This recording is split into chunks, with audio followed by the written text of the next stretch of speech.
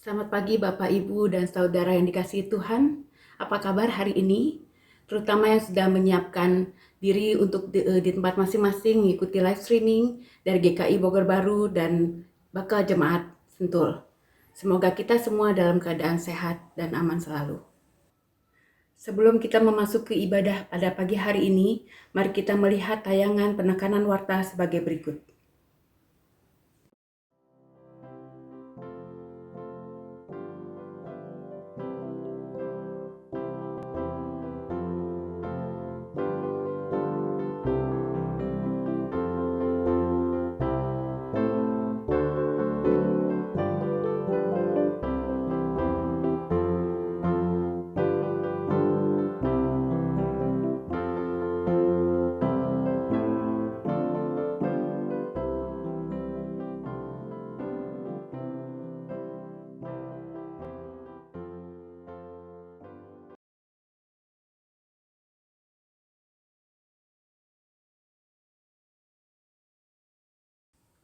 Hari ini kita berkumpul di hadirat Tuhan dengan syukur dan sukacita. Kita berbakti dan memuji dan memuliakan nama-Nya. Dengan penuh hormat, marilah umat Tuhan kita bersama-sama sujud sembah di hadapan-Nya.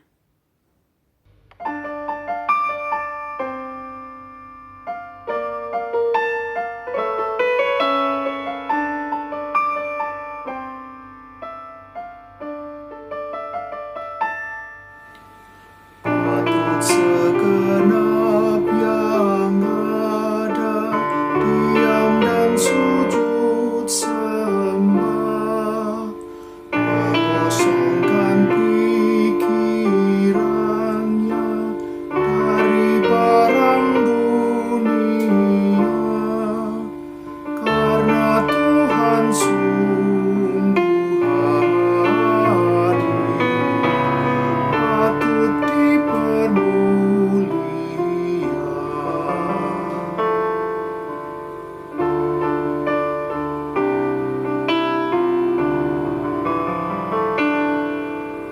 Serafim menutup wajah, kerubim sujud sembah, sungkem di hadapan Dia dan menyanyi tak lelah.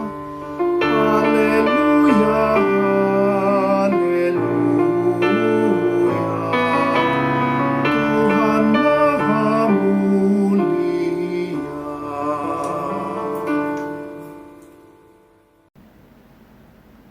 Ibu saudara sekalian, mari dengan keteguhan hati kita landasi ibadah kita pada pagi hari ini dengan kesadaran bahwa pertolongan kita adalah di dalam nama Tuhan yang menjadikan langit dan bumi, yang kasih setianya tetap sampai selama-lamanya. Amin, amin, amin.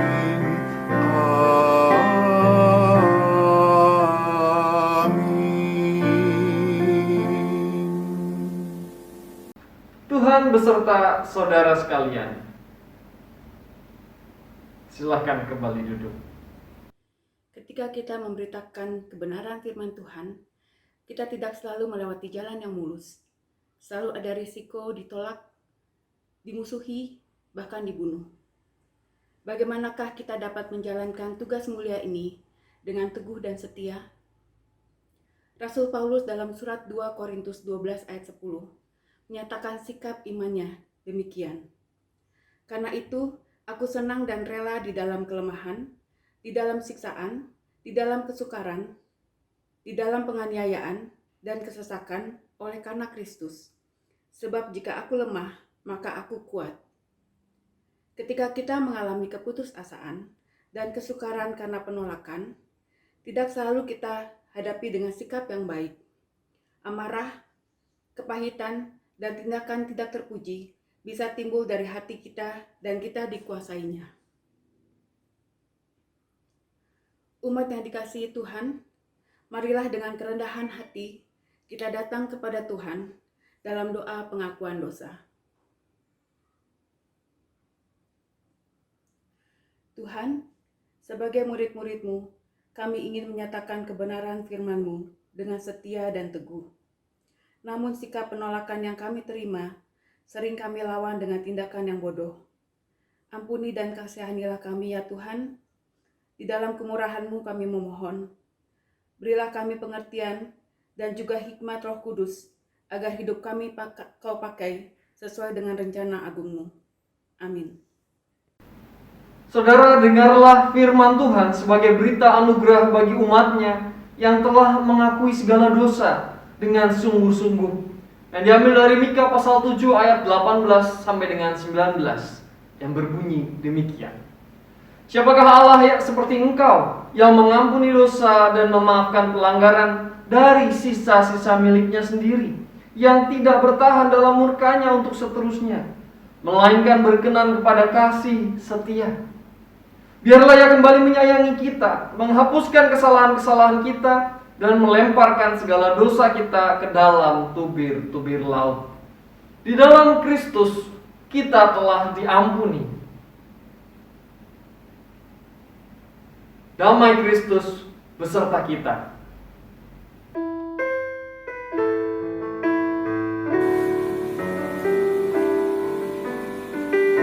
Ya Allah, kasih-Mu besar, lebih besar dari segala, tiada terduga dalamnya, tiada terjangkau luasnya.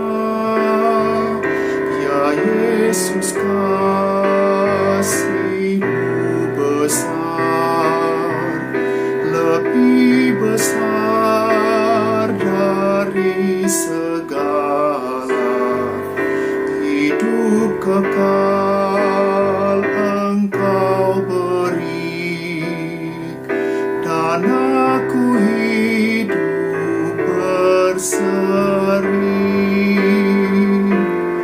Dalam doa aku bersyukur atas limpah kasih-Mu. Ajar aku mengasihi-Mu dan sesama manusia.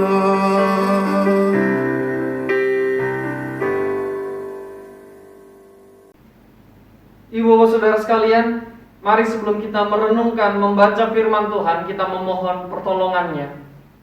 Mari kita berdoa.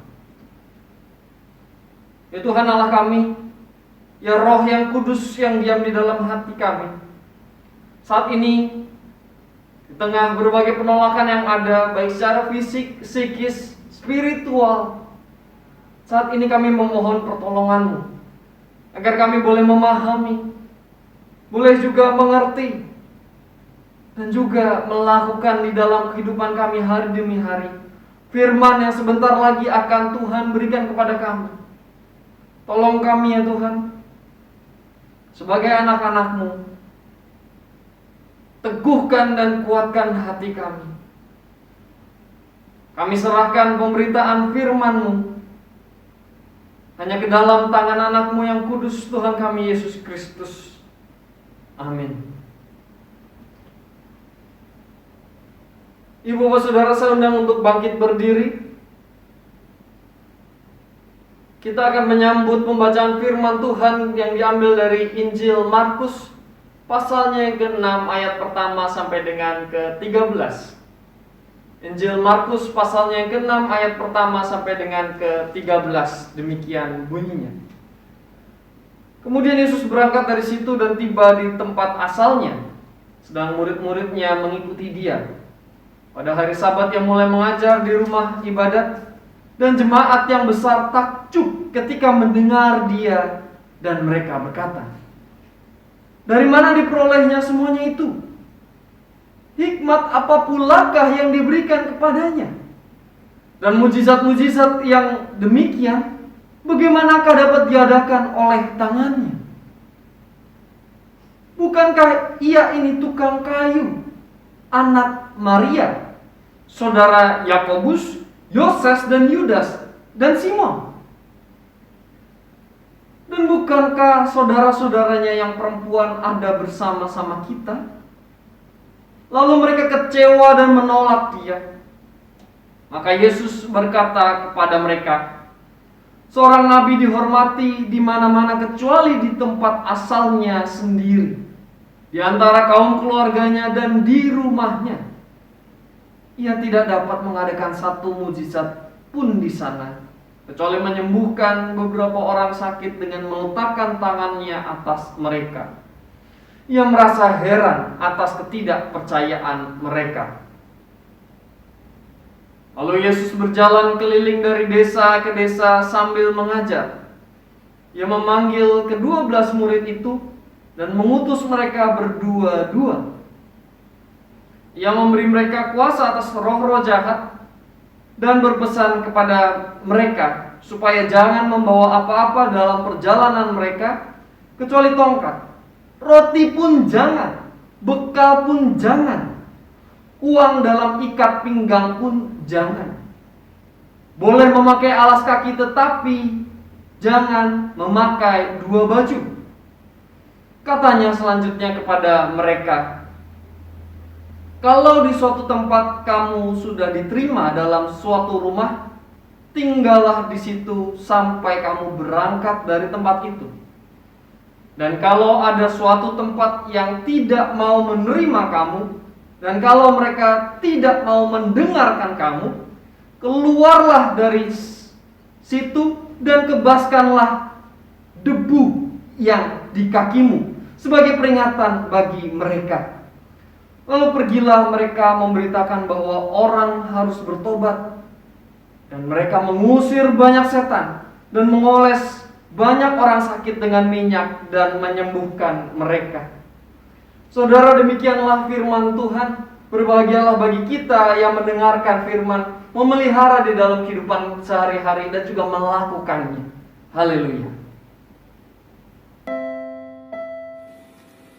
Haleluya, haleluya, haleluya.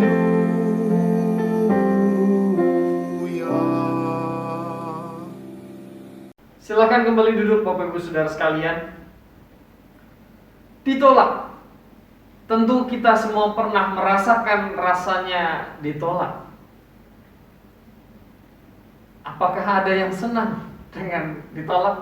Tentu tidak. Kita sebagai manusia, kita berupaya sebisa mungkin untuk diterima. Dimanapun kita berada, kapanpun, kita berusaha untuk diterima. Kita beradaptasi sedemikian rupa untuk bisa diterima dengan keadaan yang ada. Tapi demikian berapa besar upaya kita, apapun usaha yang kita lakukan, tentu penolakan tetap kita alami di dalam kehidupan kita. Yang penting adalah bagaimana menyikapinya.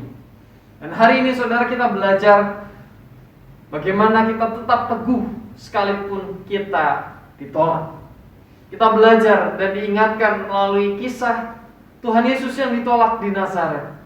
Dan juga bagaimana Tuhan Yesus mempersiapkan para murid yang diutus untuk pergi melayani.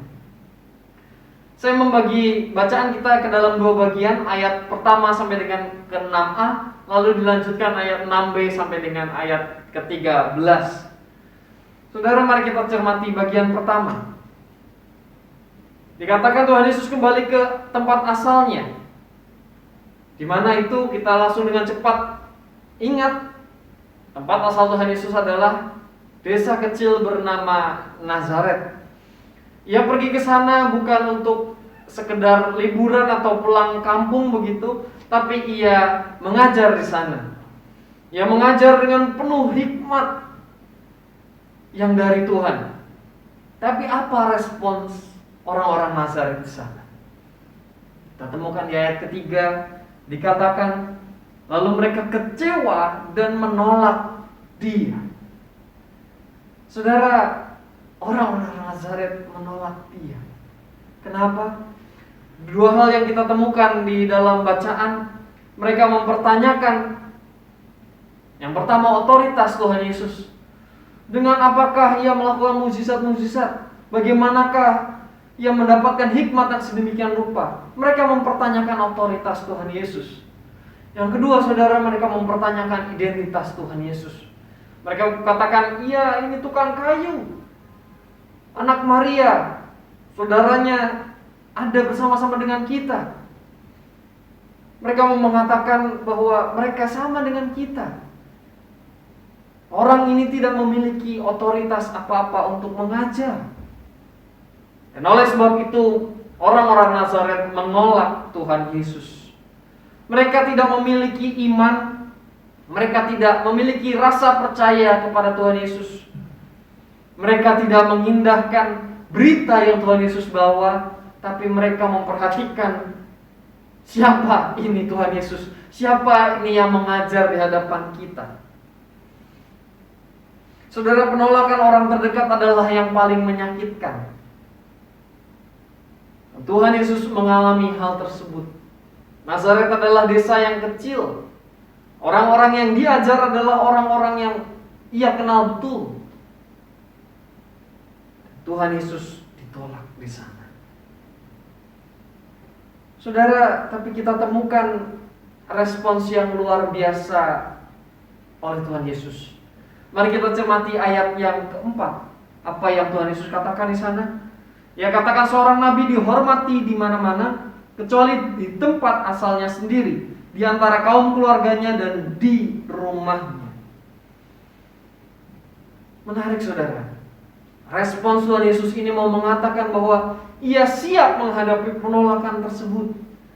Ia sadar inilah harga yang harus dibayarkan oleh sebagai seorang nabi yang menyampaikan firman Tuhan, yang menyampaikan kebenaran firman yang ya tidak selalu mudah untuk diterima.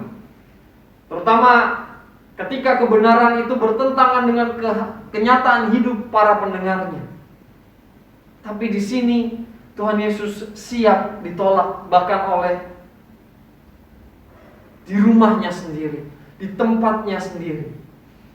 Tuhan Yesus dapat menerima penolakan ini karena ia sadar ia melakukan pelayanan ini adalah untuk Bapaknya, untuk menolong manusia, untuk menolong para orang-orang Nazaret tadi, untuk mengenal Tuhan, melihat kebenaran Tuhan. Tapi mereka menolaknya. Apa dampaknya, saudara? Kita temukan di ayat kelima. Tuhan Yesus tidak dapat melakukan mukjizat apapun di sana. Dikatakan di ayat 5 demikian. Kita tahu bukan karena Tuhan Yesus tidak mampu ataupun tidak mau, tapi di sana tidak ada iman. Tanpa iman, mukjizat itu tidak terjadi. Kita temukan Tuhan Yesus menyembuhkan, Tuhan Yesus melakukan mukjizat-mukjizat luar biasa didasari oleh iman. Inilah dampak dari penolakan oleh orang-orang Nazaret tersebut. Iman mereka tidak bertumbuh. Tidak ada perubahan kehidupan di dalam orang-orang Nazaret. Inilah dampak yang terjadi ketika kita juga menolak kehadiran, pengajaran, teguran, dan terutama ketika kita menolak Kristus di dalam kehidupan kita.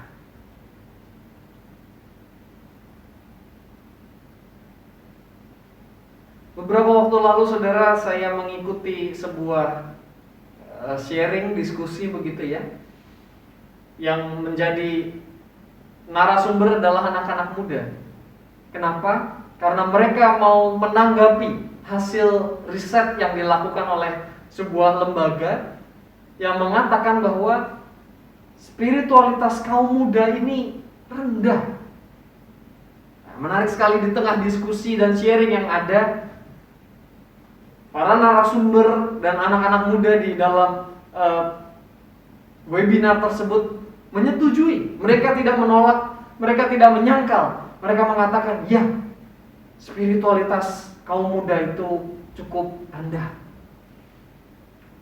Alasan utama apa yang mereka ungkapkan kenapa hal ini terjadi? Mereka berkata dengan kompak begitu ya, sama-sama kita dari berbagai macam latar belakang gereja, mengatakan kami merasa ditolak oleh gereja. Menarik saudara. Bagi mereka tidak merasa memiliki cukup tempat. Mereka tidak merasa memiliki cukup ruang untuk mengekspresikan spiritualitas mereka, melakukan kepemimpinan dengan gaya mereka. Mereka tidak merasa memiliki tempat di gereja.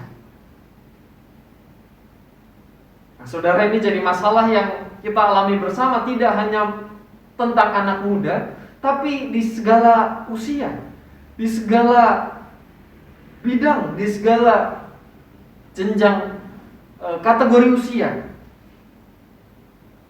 Gereja yang seharusnya terbuka, gereja yang seharusnya menerima, malah dianggap menolak. Terutama terjadi di tengah pandemi saat ini. Yang kita bisa lihat secara nyata, misalnya adalah para lansia, opa oma kita. Ketika pandemi berlangsung, semua kegiatan ibadah, persekutuan, pembinaan dan lain sebagainya kita ubah ke digital. Lalu apa yang terjadi? Persekutuan para lansia seringkali dilupakan. Dan masih banyak kisah-kisah lainnya yang membuat kita merasa tertolak, bahkan oleh gereja sekalipun. Banyak kelompok-kelompok lainnya yang tidak merasa memiliki tempat di gereja. Saudara, ini jadi pergumulan kita bersama. Tapi menarik saudara, ketika sharing waktu webinar itu, di tengah penolakan yang dialami oleh teman-teman muda, yang tadi kita setuju semua terjadi, ada hasil berbeda pada mereka yang sungguh-sungguh menerima Kristus di dalam dirinya. Mereka tetap setia melayani. Mereka tidak keluar dari gereja, tidak. Mereka tergerak untuk mengubah gereja. Mereka tergerak untuk berupaya melihat kondisi yang ada, gereja tertutup dan lain sebagainya. Bagi mereka berupaya untuk mengubah itu semua, mengubah wajah gereja. Dan apa yang jadi kesaksian mereka? Karena mereka sadar yang mereka layani adalah Kristus, yang mereka layani adalah Tuhan dan bukan manusia. Dan mereka tahu, mereka sadar, sekalipun ditolak itu sakit, tapi mereka tahu ada Kristus, ada Tuhan yang mau menerima mereka di tengah penolakan-penolakan yang terjadi. Saudara, ini jadi refleksi yang penting. Kita sebagai gereja, mungkin di tengah-tengah kita pun merasakan ketertolakan satu dengan yang lain. Tapi dengan bersama dengan Kristus, sekalipun penolakan itu ada,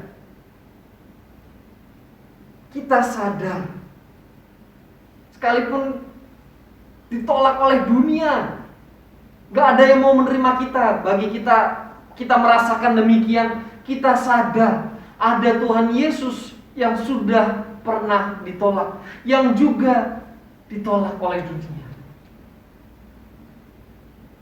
Ia tahu betul, ia merasakan penderitaan yang kita alami. Dengan demikian, ketika kita ditolak, kita yakin bahwa ada Tuhan yang menerima kita apa adanya, yang siap membuka tangannya. Saudara, kuncinya hanya satu: menerima Kristus di dalam hati. Hal inilah yang membuat kita teguh mengalami berbagai macam penolakan yang ada di sekitar kita.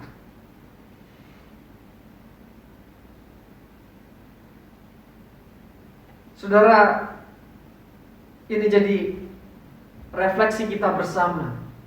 Bagaimana kita sebagai gereja mau sungguh-sungguh menerima Kristus dan kemudian juga membuka diri menjadi agen yang menerima kepelbagaian, menerima segala kondisi jemaat, pergumulan yang ada, dan bukan menolak mereka. Saudara, mari kita cermati bagian yang kedua. Ketika para murid dipanggil untuk mewartakan kebenaran di tengah penolakan yang ada.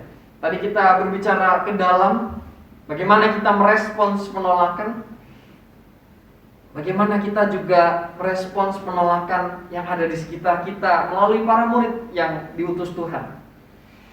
Mari kita cermati ayat 6b sampai dengan 13. Setelah menghadapi penolakan tersebut, Tuhan Yesus mengutus ke-12 muridnya pergi berdua-dua. Tapi menarik di sini, ada syarat yang Tuhan perintahkan dilakukan di dalam perjalanan. Apa saja syarat itu? Mereka tidak diperkenankan membawa roti, bekal, dan uang. Saudara, bayangkan, ini 3 hal yang penting ketika melakukan perjalanan, tapi Tuhan katakan mereka tidak diperkenankan membawa hal tersebut.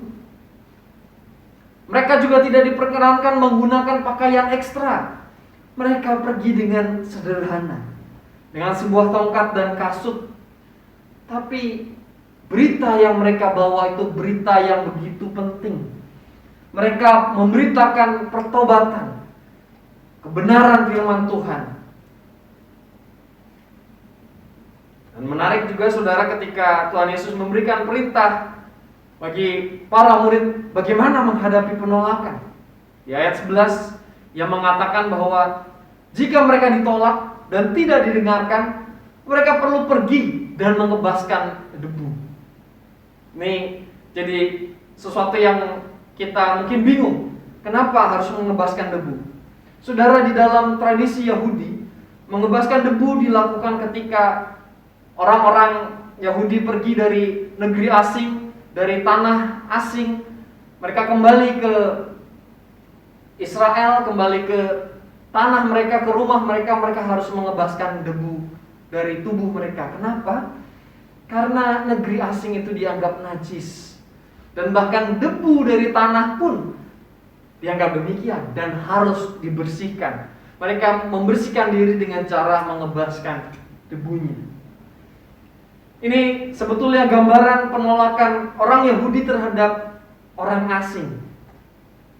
Hal ini juga yang Tuhan inginkan, Tuhan minta bagi para murid ketika mereka ditolak. Mereka diminta untuk memperlakukan mereka yang menolak. Berarti menolak juga pesan yang para murid bawa, pertobatan tersebut. Dan layaknya bangsa asing, mereka diperlakukan demikian. Para murid diminta dengan tegas menyatakan bahwa tidak ada persekutuan antara mereka yang tidak mau menerima dan mendengarkan kebenaran Tuhan, Injil yang disampaikan. Melalui hal ini saudara, kita dapat melihat Tuhan Yesus mengutus para murid dengan pesan agar mereka berserah penuh pada pemeliharaan Tuhan. Kenapa? Mereka nggak bawa apa-apa, saudara. Tanpa bekal apa yang bisa mereka gantungkan. Mereka bergantung hanya pada Tuhan. Mereka diutus menyampaikan apa yang telah Tuhan Yesus ajarkan dengan kesederhanaan, dengan kesediaan untuk memberi diri. Tapi jika ditolak, Tuhan Yesus meminta mereka untuk tegas pergi. Karena yang ditolak bukan semata-mata manusia, tapi adalah kebenaran Tuhan, Injil yang ingin Tuhan sampaikan. Saudara, menarik sekali para murid diberitahukan untuk tetap tegas di tengah memberitakan firman, memberitakan kabar baik. Mereka tetap harus tegas. Ada prioritas-prioritas yang perlu dilakukan oleh para murid. Ketika tidak diterima, ya sudah, kalian harus pergi ke tempat lainnya. Kita melihat di tengah kondisi pandemi saat ini, saudara, ini jadi hal yang menarik. Sebagai gereja, kita perlu secara nyata keluar membantu dengan sederhana. Kita diajak untuk tidak perlu segala sesuatunya membawa bendera ini dan itu, ini dan itu. Yang penting adalah memberikan dampak. Di tengah pandemi yang semakin tidak menentu ini adalah kesempatan kita sebagai gereja. Kita memberikan diri kita apa adanya.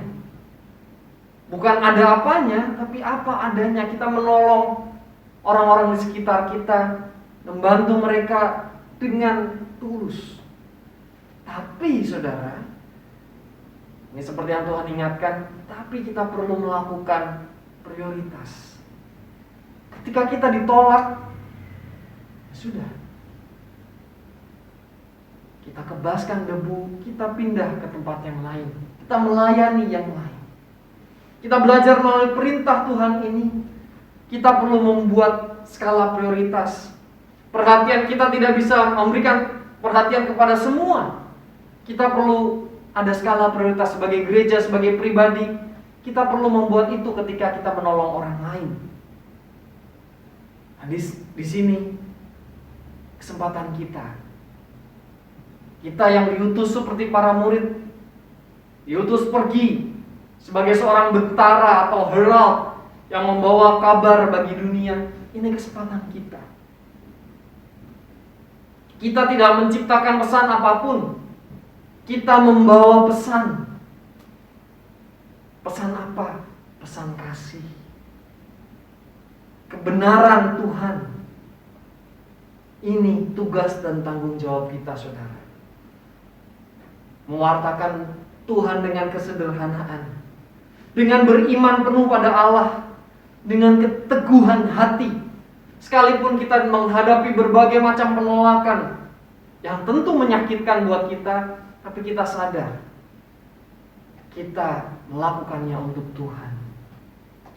Tidak mudah, saudara. Terutama ketika kita ditolak oleh orang-orang terdekat kita, seperti yang Tuhan Yesus alami. Tapi hari ini kita belajar dari Tuhan Yesus dan para murid bagaimana menghadapi penolakan. Mazmur juga mengingatkan kita di dalam Mazmur 123, kita diajak untuk menghadapi penolakan dengan melayangkan pandangan kita pada Tuhan. Memohon pertolongannya, menyerahkan diri sepenuhnya. Mari kita teguh menghadapi penolakan bersama dengan Kristus yang mengutus kita. Amin.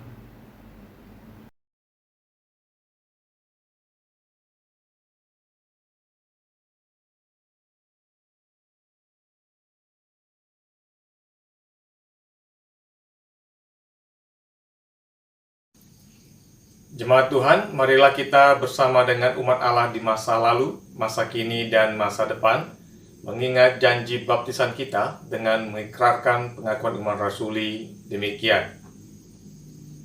Aku percaya kepada Allah, Bapa yang Maha Kuasa, Khalik langit dan bumi, dan kepada Yesus Kristus, anaknya yang tunggal Tuhan kita, yang dikandung daripada Roh Kudus, lahir dari anak darah Maria, yang menderita sengsara di bawah pemerintahan Pontius Pilatus, disalibkan, mati, dan dikuburkan, turun dalam kerajaan maut.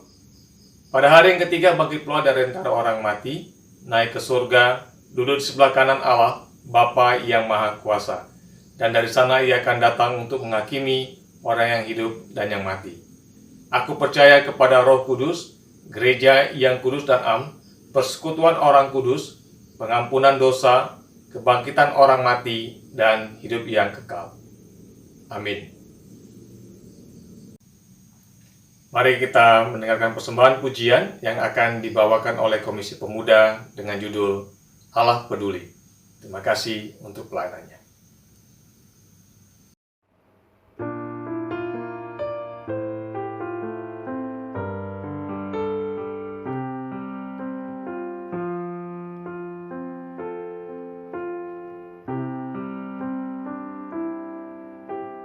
Banyak perkara yang tak dapat ku mengerti. Mengapakah harus terjadi di dalam kehidupan ini?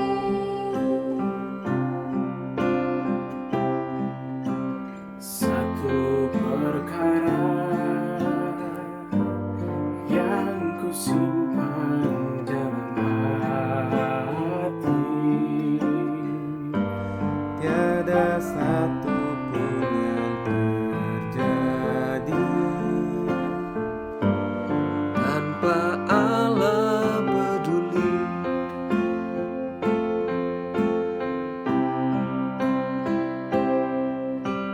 Allah mengerti, Allah peduli Segala persoalan yang kita hadapi, tak akan pernah dibiarkannya ku bergumul sendiri.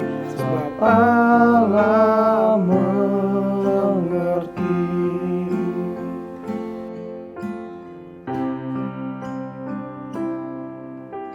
Banyak perkara yang tak dapat ku mengerti. Mengapakah harus terjadi di dalam kehidupan ini?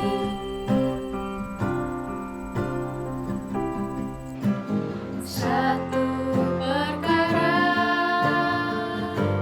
yang ku simpan dalam hati, Tiada satu pun yang terjadi tanpa Allah peduli.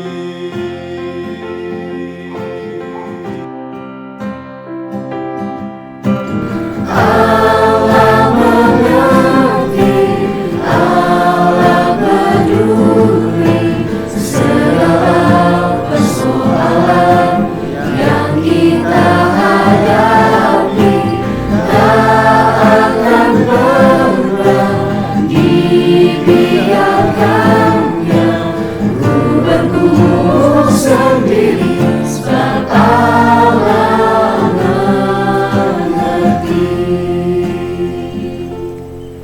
sebab Allah mengerti.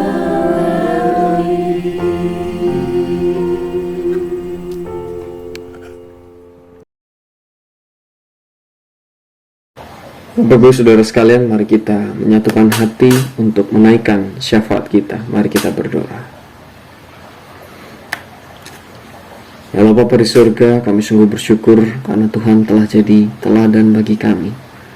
Tuhan mengingatkan kami sekali lagi untuk tetap teguh di tengah segala penolakan yang kami alami, baik secara fisik, psikis maupun spiritual. Tapi kami tahu kami bisa tetap teguh karena kami memiliki Engkau. Kami punya Tuhan yang telah ditolak oleh dunia. Tuhan memperhatikan kami, merasakan penderitaan yang kami alami. Terima kasih ya Tuhan. Tuntun dan bimbing kami agar kami boleh terus teguh di dalam setiap penolakan yang kami alami di tengah dinamika kehidupan kami. Saat ini Bapak, kami ingin berdoa untuk mereka yang sakit, saudara-saudari kami, rekan-rekan kami yang sakit. Kami tidak dapat menyebutkan satu persatu Bapak, tapi kami ingat mereka satu persatu. Kondisi mereka, pergumulan mereka. Tuhan, tolong jamah mereka. Di tengah segala keterbatasan fisik yang mereka alami, di tengah segala proses pemulihan yang mungkin sulit dijalani, Tuhan tolong campur tangan di sana, agar rekan-rekan kami, saudara-saudari kami boleh kembali pulih seperti sedia kala, boleh terus memuji, memuliakan nama-Mu dengan tubuh yang sehat, tubuh yang kuat. Bapa di surga, kami ingin juga berdoa untuk pergumulan-pergumulan yang kami alami sebagai jemaat, baik pergumulan ekonomi, pergumulan relasi di dalam keluarga, dan berbagai macam pergumulan lainnya. Kami ingin menyerahkan Bapa setiap pergumulan kami hanya ke dalam tangan-Mu, terutama ketika kami dihantui oleh pandemi saat ini. Bapa, kami tahu ini bukan masa yang mudah, ini masa yang sulit, tapi kami percaya ketika kami berjalan bersandar bersama dengan Engkau, tidak ada yang mustahil. Ketika Tuhan ingin kami terjauh dari COVID-19, itu akan terjadi. Ketika Tuhan mengizinkan kami untuk sakit, kami percaya Tuhan akan menyembuhkan kami. Bapa di surga, kami ingin juga menyerahkan gereja kami, baik di Bogor Baru maupun di Bajem Sentul, agar kami sebagai gereja boleh semakin menjadi nyata, menjadi perpanjangan tangan-Mu di tengah-tengah dunia. Bantu dan tolong kami Bapa, agar kami boleh semakin berdampak di tengah kondisi pandemi saat ini. Kami ingin berdoa juga untuk bangsa dan negara kami, terutama setiap keputusan-keputusan yang diambil oleh para pemimpin negara kami. Kiranya setiap keputusan itu boleh membantu menolong kami, bangsa ini pulih dari pandemi COVID-19. Tuhan tolong Bapa, masyarakat kami, masyarakat Indonesia boleh menyadari betapa pentingnya protokol kesehatan yang telah disampaikan oleh para ahli kesehatan. Ya Tuhan, bukakan hati-hati yang beku. Tuhan, sentuh satu persatu, agar kami bersama-sama berjalan untuk menghadapi pandemi ini. Bapa di surga, kami tahu banyak hal yang tidak dapat kami sampaikan saat ini, tapi Tuhan mendengar kami. Tuhan merasakan penderitaan kami. Tuhan merasakan sukacita yang kami alami. Kami ingin menyerahkan setiap doa kami hanya ke dalam tangan-Mu, yang disatukan dengan doa yang Tuhan ajarkan sendiri. Bapa kami yang di surga, dikuduskanlah nama-Mu. Datanglah kerajaan-Mu, jadilah kehendak-Mu di bumi seperti di surga. Berikanlah kami pada hari ini makanan kami yang secukupnya, dan ampunilah kami akan kesalahan kami, seperti kami juga mengampuni orang yang bersalah kepada kami. Dan janganlah membawa kami ke dalam cobaan, tetapi lepaskanlah kami daripada yang jahat. Karena Engkaulah yang punya kerajaan dan kuasa dan kemuliaan sampai selama-lamanya. Amin.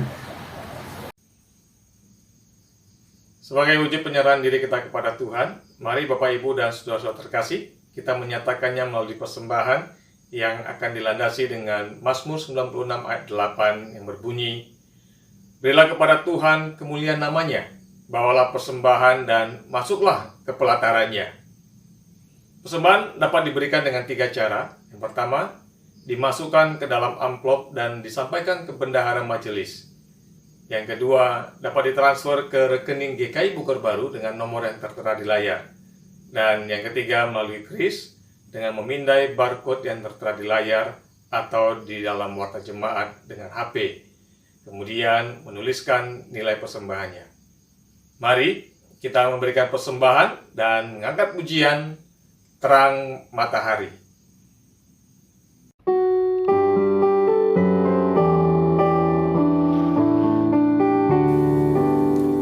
Syukur bagi Dia, Gembala setia yang jaga tetap, anugerahnya jua hariku semua.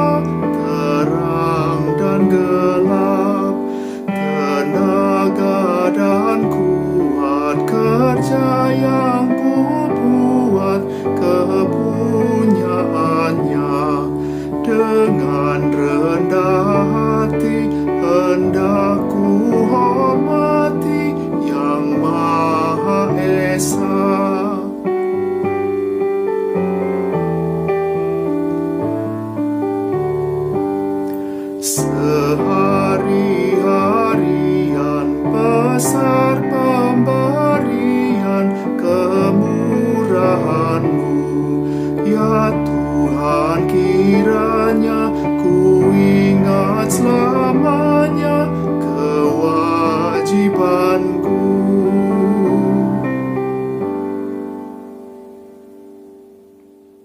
Jemaat dikasih Tuhan, mari kita bawa persembahan kita di dalam doa. Bapa dalam sorga, kami bersyukur untuk persembahan yang kami berikan. Semata kami mengingat bahwa segala sesuatu yang kami terima, yang kami bisa berikan kepada Tuhan itu adalah karena anugerah Tuhan juga dan berkat Tuhan bagi kami.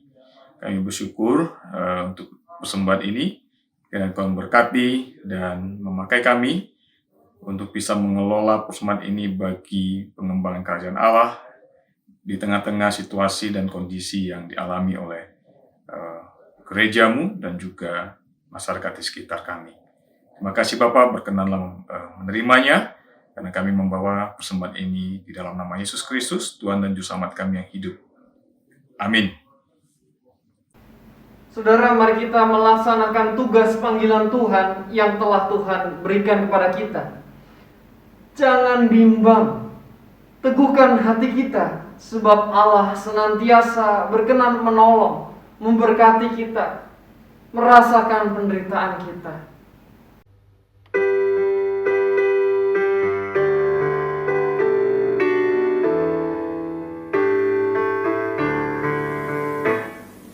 Inginkah kau ikut Tuhan pikul salib? Jangan bimbang, jangan sungkan, ikut tabib. Pikulah salibmu saja, ikut terus. Lihatlah mahkota Raja Agung Kudus. Apapun kesusahanmu, jangan lemah. Tuhan Yesus besertamu, ikut tetap. Pikulah salibmu saja, ikut terus. Lihatlah mahkota Raja Agung Kudus. Arahkanlah hatimu kepada Tuhan. Teguhlah dan jadilah saksi-saksi Kristus. Terpujilah Tuhan. Mari kita pergi dengan menerima berkat dari Tuhan. Kiranya Allah Bapa, Sang Sumber Kasih Karunia, melalui anaknya yang tunggal Tuhan kita Yesus Kristus, dengan persekutuan Roh Kudus, mengaruniakan kita keteguhan sebagai saksinya hari ini dan sampai selama-lamanya.